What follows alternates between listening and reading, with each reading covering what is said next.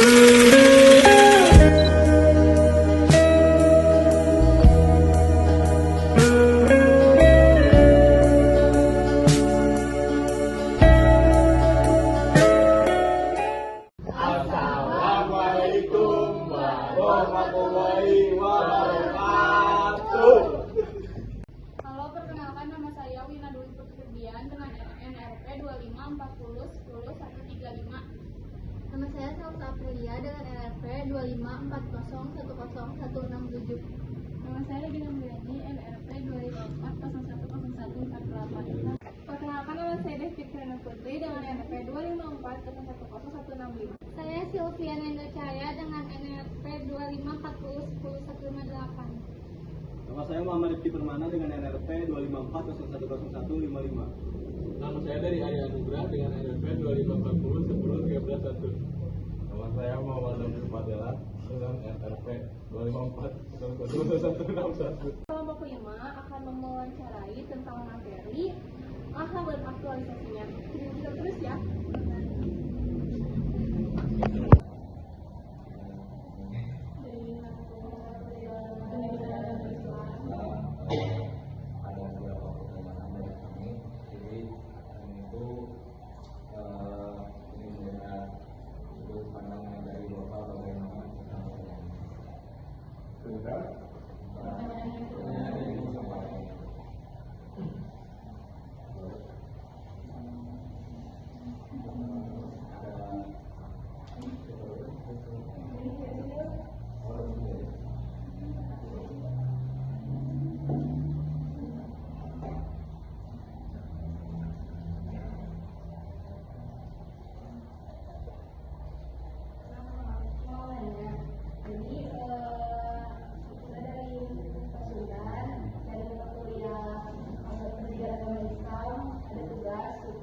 Tentang mewawancarai beberapa ahli ulama atau pesantren.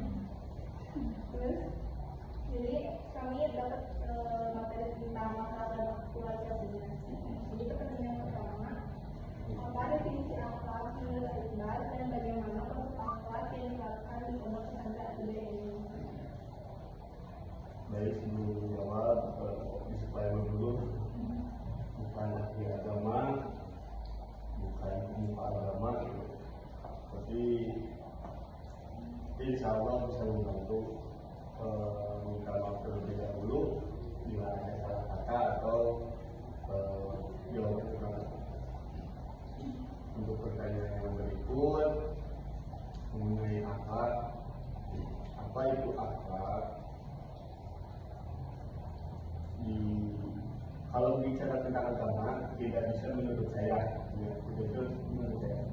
Tapi menurut sumber yang saya baca, akhlak itu adalah sifat atau perilaku yang tertanam pada diri manusia, baik muda maupun tua, yang bisa muncul atas spontan, tidak disengaja-sengaja. Itulah akhlak-akhlak itu terbagi menjadi dua, ada akhlak baik, ada akhlak buruk.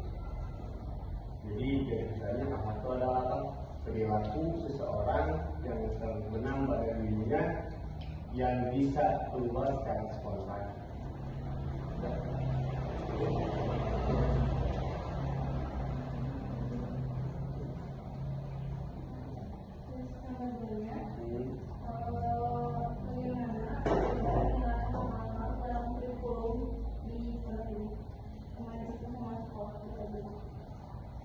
Apanya itu? Dengan yang akhlak sama ini pendidikan di sini, apakah beda atau tidak?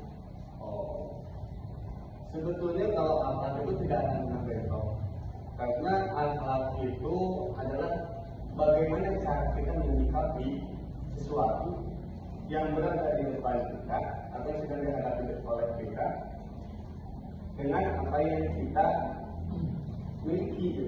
Itu akhlak. Tentunya akhlak berbenturan nggak dengan yang ada di sekolah sini? Saya kira tidak.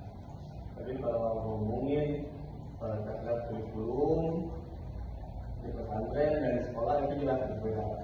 Karena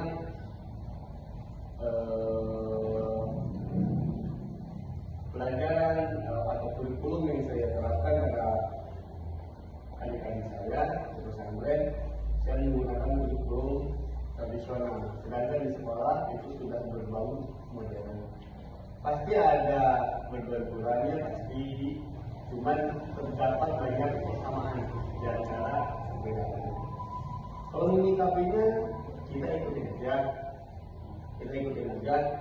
Selama itu tidak melanggar batas-batas norma, tidak melanggar batas-batas ketentuan yang sudah tertulis, yang tidak melarangnya. Kalau masih dalam adab aman, saya tidak melarang. Tapi kalau sudah terlaluan atau jauh dari apa yang diajarkan di dalam pesantren, baru saya akan mencegah dan melarang. Masih.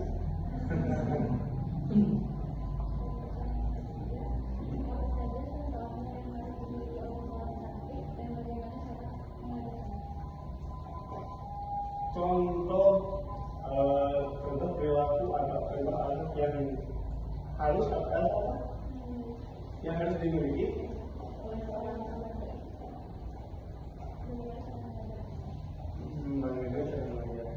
Apa yang harus dimiliki dan cara memikirkannya gitu. Yang harus dimiliki oleh santri atau manusia pada umumnya gitu. Pertama, akhlak yang harus diterapkan pada dirinya yaitu cara bicara. Karena